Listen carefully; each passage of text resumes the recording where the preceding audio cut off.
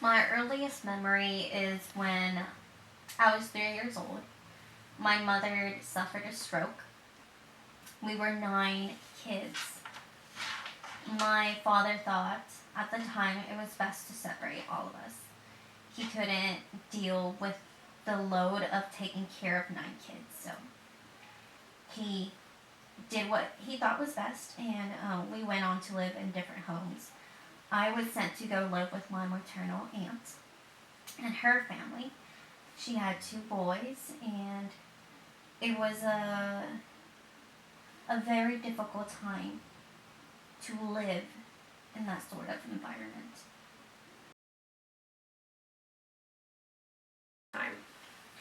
My aunt and uncle were hard people. I was expected to wake up at dawn, clean the house spotless. You had to make sure that you could see your reflection on the floor. And if I didn't do that, I was not allowed to go to school.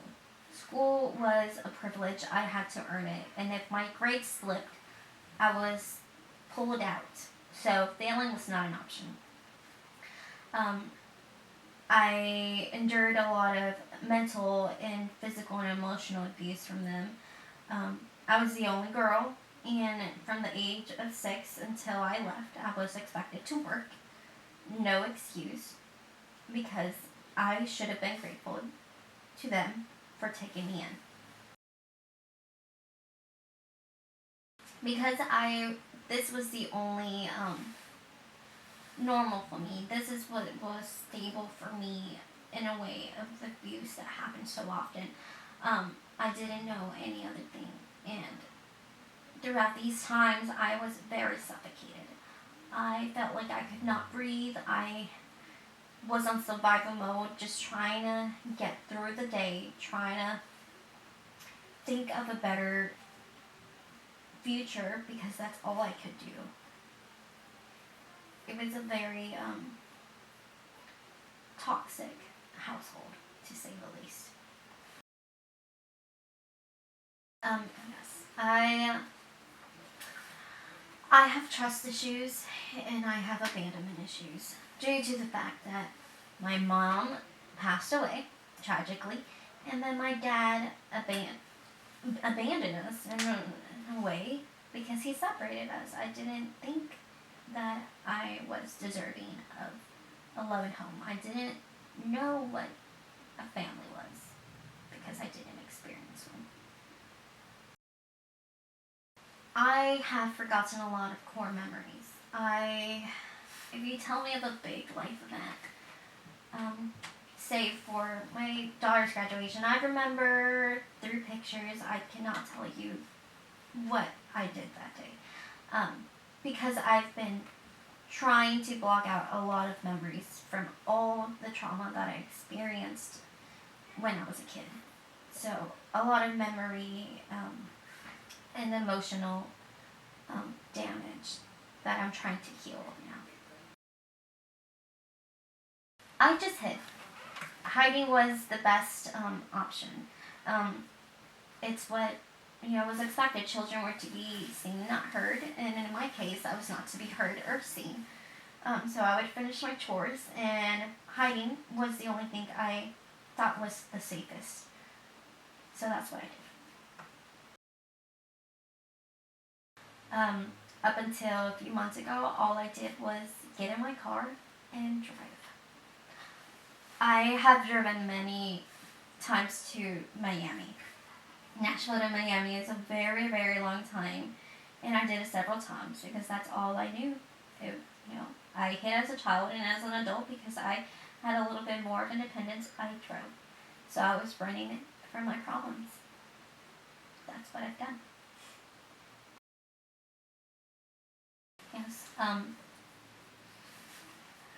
I have trust issues.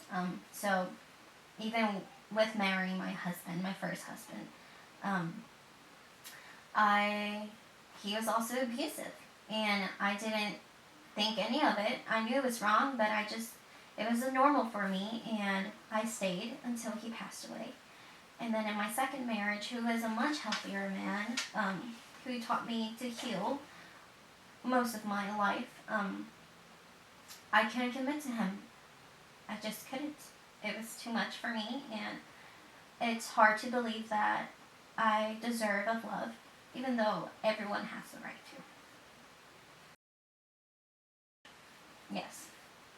I often think of myself as that little helpless girl who has no sort of hope that she deserves a loving home. But as the girl that's always on survival mode, I'm just trying to get through the day. Yes, I have anxiety, depression, and PTSD. You know, I worked for a very long time after my husband died, and I have 7 kids, and after my husband died, I was on survival mode once again, working to provide for my kids. And once they started growing and leaving the household, I had more time to myself, and I started feeling all sorts of emotions. You know, when I was working, I wasn't allowed to be depressed. I wasn't allowed to have anxiety or to even think of my PTSD, because my life mission was to just get my kids through life until they were older.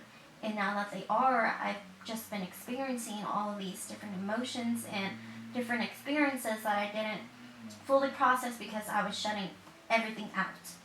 So I'm having to relive, you know, traumatic memories, and with that, you know, being very sad for that little girl that no one really saved her. She had to save herself and is still trying to save herself.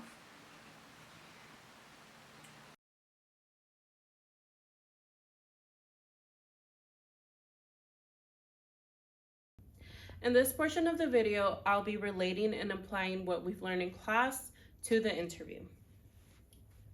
I started this project with this initial question. To what extent does early life exposure to abuse and trauma influence long-term changes in the developing brain? Early life exposure to abuse can have profound and lasting effects on the developing brain. Research suggests that such experiences can impact brain structure and function, particularly in areas related to stress response, emotion regulation, and cognitive processing. The stress response system, including the hypothalamus, pituitary gland, and adrenal glands, can be dysregulated by early life abuse. This can lead to heightened sensitivity to stressors and difficulties in effectively managing stress throughout life. The participant was diagnosed with the following: the presence of anxiety, depression, and PTSD in an individual who has experienced childhood abuse is highly correlated with the long-term impact of early life exposure to trauma on the developing brain. Anxiety disorders are often associated with alterations in the amygdala, a brain region involved in processing emotions, particularly fear and stress. Individuals who have experienced childhood abuse may have an overactive amygdala, contributing to heightened anxiety responses. The article, Childhood Sexual Abuse and Adult Developmental Outcomes by Ferguson, McLeod, and Horwood states, exposure to childhood sexual abuse was associated with increased rates of major depression and anxiety disorder. Depression is linked to changes in several brain regions, including the prefrontal cortex and the hippocampus. Childhood abuse can impact the structural and functional integrity of these regions, influencing mood regulation, cognitive function, and emotional processing. PTSD is characterized by heightened reactivity to trauma-related stimuli and disturbances in memory and cognition. The impact of childhood abuse on the amygdala can contribute to the development and maintenance of PTSD symptoms. These aspects can be observed throughout the interview. We have neurotransmitter imbalances. Anxiety, depression, and PTSD are associated with disruptions in neurotransmitter symptoms, such as serotonin. Childhood abuse can contribute to these imbalances, affecting mood regulations and stress response. Altered threat perception. Individuals who have experienced abuse may develop hypervigilance, a state of heightened awareness and sensitivity to potential threats. This can be linked to alterations in the amygdala and other brain regions involved in threat perception. Cognitive impairments. Cognitive impairments, often observed in anxiety, depression, and PTSD, can be related to alterations in the prefrontal cortex. Childhood abuse may contribute to difficulties in executive functions, memory, and decision making. And finally, impact on relationships. Anxiety, depression, and PTSD can affect social relationships.